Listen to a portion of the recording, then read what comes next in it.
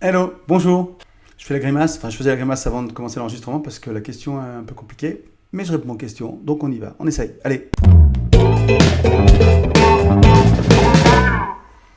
Alors c'est une question posée sur YouTube par Mystery Phil. Mystery Phil, c'est un alias, hein, de quelqu'un donc qui a regardé la vidéo quelle peinture pour peindre sur du cuir. Ah oui d'accord, ok. Et qui répond: bonjour, j'ai regardé ta vidéo de 2012 portant sur les feutres. 2012, wow, ça ne rajeunit pas. Parce que là, on est en 2019. Ça fait 7 ans. Ah oui, d'ailleurs, on a dépassé les 8 millions de vues et j'ai même pas fait la fête. Bon, bref. J'ai regardé ta vidéo de 2012 portant sur les feutres et ma question est la suivante. Quel type de toile je dois utiliser pour faire un graffiti avec des feutres à alcool? Oh merde, c'est bien ça le problème. En effet, je me suis renseigné et j'ai vu qu'il y avait différents types de toiles, que le coton, le synthétique ou le lin. N'ayant aucune connaissance à ce sujet, ta réponse m'aidera beaucoup. Merci. Bah écoute, merci. Merci, merci. Par quoi je commence? La réponse est non. Voilà, on peint pas avec des feutres à alcool sur une toile, en coton, en lin, machin. Je vais t'expliquer pourquoi, hein. Ne quitte pas, ne va pas à la fin de la vidéo. On se calme. Il y a deux trucs à voir, les feutres et les toiles. Bon. Les feutres à alcool sont des feutres à alcool. Alors pourquoi on a mis de l'alcool? Pourquoi le liant à l'intérieur c'est de l'alcool?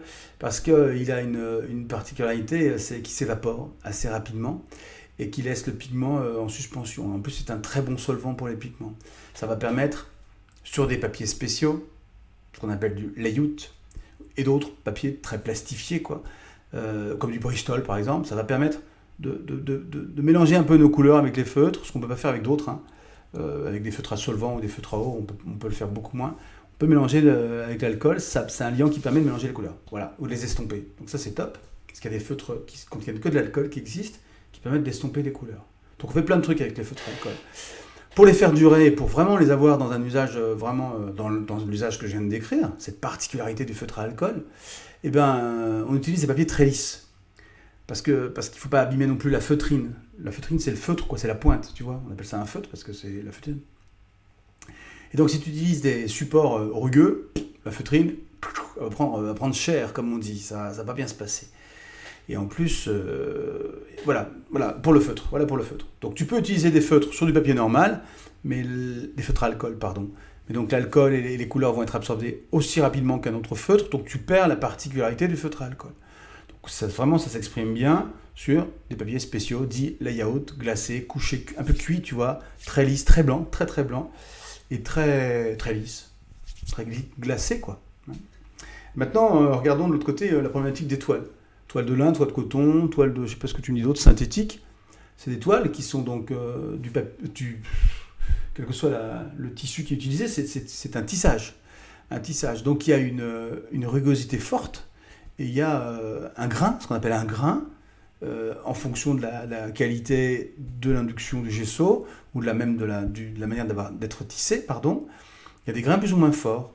Et donc il y a des artistes qui peignent à l'acrylique ou à l'huile et qui aiment avoir des grains forts ou des grains faibles, des grains fins. D'ailleurs le coton a un grain fin, le synthétique aussi, et là un grain plutôt prononcé. Voilà.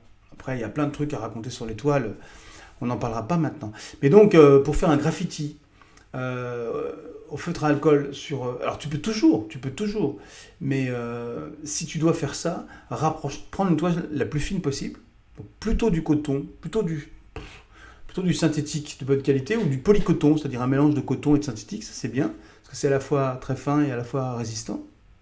Ça, tu peux prendre ça. Mais faut la préparer, la toile. Et il faut prendre un gesso de bonne qualité. Je réfléchis en même temps, hein. Passer en plusieurs couches, encore une fois. Entre chaque couche, tu égrènes bien, tu prépares bien ta toile. Ou tu travailles sur du bois, ça peut bien marcher aussi. De la même manière, bien préparé avec plusieurs couches de gesso. Et ça va te rendre... ça va te donner un support prêt pour peindre à l'huile ou à l'acrylique. Et les feutres à alcool vont perler là-dessus. C'est-à-dire, tu vois, ça va... Je sais pas si vous me comprenez quand je dis perler.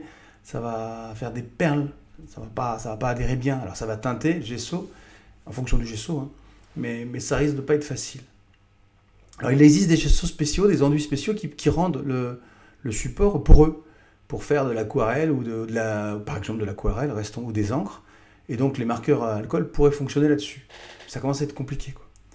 Euh, D'autant plus que les marqueurs à alcool, fais gaffe quand même, parce que si tu utilises Si tu les utilises sur une toile, c'est que tu veux montrer la toile après.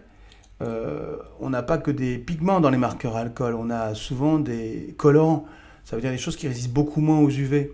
Je reviens sur mon obsession là, des UV et de la protection. Donc, quand tu travailles avec ça, il faut vraiment vernir, vraiment faire attention à bien vernir pour protéger tout ça contre les UV. Voilà. Écoute, moi je sais pas ce que je ferai à ta place. Toi tu veux faire un peu du street art, c'est ça, des graffitis. Essaye peut-être de trouver d'autres feutres à alcool. Alors il y a des marqueurs qui sont des marqueurs acryliques si tu veux. Par exemple chez PBO, ils sont super, les acryliques marqueurs. Et là tu peux faire du graffiti directement sur la toile, quoi. C'est prévu pour, c'est de l'acrylique. Et en plus, c'est couvrant et opaque. Alors que les marqueurs à alcool, ils sont pas couvrants et opaques. Ils sont plutôt transparents. Très beau, très belle couleur, mais plutôt transparent. Voilà. Alors si tu as un stock de marqueurs à alcool, moi je pense qu'il vaut mieux les garder pour des papiers spéciaux, comme je disais tout à l'heure. Et puis trouver, alors évidemment c'est des sous, il faut acheter, mais pour travailler au marqueur, c'est bien de travailler avec des marqueurs acryliques sur une toile. Ouais, je peux ma voix qui baisse, c'est pas grave, hein, tout va bien, c'est que du bonheur tout ça. Et puis peut-être que tu vas, Mystery Phil, réussir à trouver une technique de la mort, ou que même directement sur du gesso, le résultat du marqueur alcool va te plaire. Mais il fallait qu'on en passe par toutes ces explications. J'espère que j'ai bien répondu, j'espère qu'on va se revoir bientôt, je vous souhaite une bonne journée à tous, et je vous dis à très bientôt. Salut. Jingle avec un J.